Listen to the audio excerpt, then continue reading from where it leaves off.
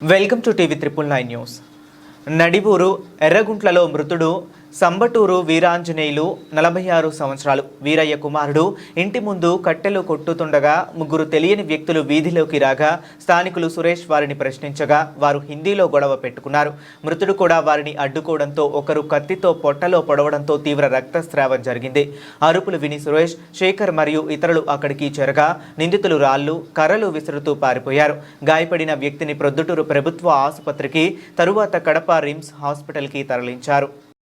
ఈ నెల 11వ తారీఖున ఎర్రగుంట్ల మండలం ఎర్రగుంట పట్టణం నందు రైల్వే స్టేషన్ సమీపంలో ఉన్న సంబటూరు వీరాంజనేయులు అతని నివాసం వద్ద ఒక ముగ్గురు యువకులు సంబటూరు వీరాంజనేయులు అనే వ్యక్తిని పొడిచి పారిపోయినాడనే కంప్లైంట్ పైన కేసు నమోదు చేయడం జరిగింది.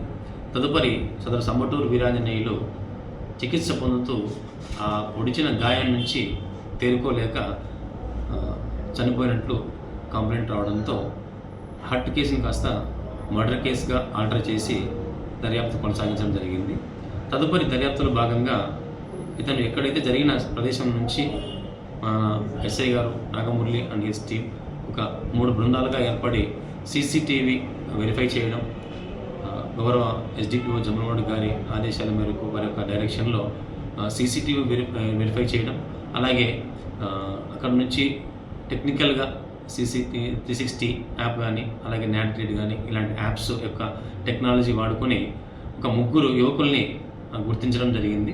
అందులో భాగంగానే ఈ దినము దాంట్లో మేక గురుసాయి 20 సంవత్సరాలు, తర్వాత ఇంకొక బాల నేరస్తుని అరెస్ట్ చేయడం జరిగింది. ఈ ఇద్దరి వ్యక్తుల్ని ఈరోజు అరెస్ట్ చేయడం జరిగింది. ఇందులో పాల్గొన్న మూడవ వ్యక్తి పరారీలో ఉన్నాడు. ముఖ్యంగా ఈ ముగ్గురు వ్యక్తులు కూడా చనిపోయిన వ్యక్తికి ఎటువంటి పగ ద్వేషాలు కానీ ఏమీ లేవు. కానీ కేవలము మత్తు పదార్థాలకు బానిసైపోయి ఆ మత్తులోనే అతను అడగడం, దారి గురించి ఇటువైపు రాకూడదని అడగడము, అడిగిన వెంటనే వీళ్ళు ఆవేశపడి అతన్ని బండబూతులు అసభ్యకరంగా మాట్లాడడం, చిన్నపిల్లలు ఏంటి అసభ్యకరంగా మాట్లాడడంతో అతను కూడా కొద్దిగా కోప్పడడం జరిగింది మృతుడు. ఆ కోప్పడిన వెంటనే ఈ యువకులు ఈ మద్యం మత్తులో ఉండి అతన్ని దాడి చేసి జోబులో తన వెంట ఉన్న కత్తితో పొడవడం జరిగింది.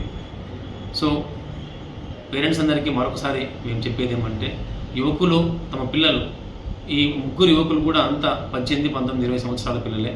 సో తల్లిదండ్రులందరూ కూడా మరొకసారి విన్నపం ఏమంటే, వారి యొక్క పిల్లలు ఎటువంటి అలవాట్లకు లోనవుతున్నారు, ఎటువంటి స్నేహితులతో తిరుగుతున్నారు, ఎక్కడికి వెళ్తున్నారు, మొబైల్లో కానీ టీవీలో కానీ ఎటువంటి సినిమాలు, ఎటువంటి దృశ్యాలు చూస్తున్నారు, ఎటువంటి అలవాట్లకు లోనవుతున్నారు అనే విషయాన్ని దృష్టిలో పెట్టుకొని వారి ప్రవర్తనను తీర్చిదిద్దవలసిన బాధ్యత తల్లిదండ్రుల పైన ఉంది. కాబట్టి తల్లిదండ్రులు మరింత జాగ్రత్తగా తమ పిల్లల్ని కాపాడుకోవాల్సిందిగా విజ్ఞప్తి చేస్తాను. అలాగే ఎటువంటి మత్తు పదార్థాలు, గంజాయి కానీ లేదా ఎటువంటి డ్రగ్స్ పైన అమ్మకాల పైన కానీ, సరఫరా పైన కానీ ఎటువంటి సమాచారం ఉన్నా కూడా పోలీసులకు అందించిన వారి పేర్లు గోప్యంగా ఉంచి దర్యాప్తు చేసి గంజాయి రహిత రాష్ట్రంగా, గంజాయి రహిత ప్రదేశంగా మనం తీర్చిదిద్దే పోలీసులకి సహకరించాలని విజ్ఞప్తి చేసుకుంటున్నాం.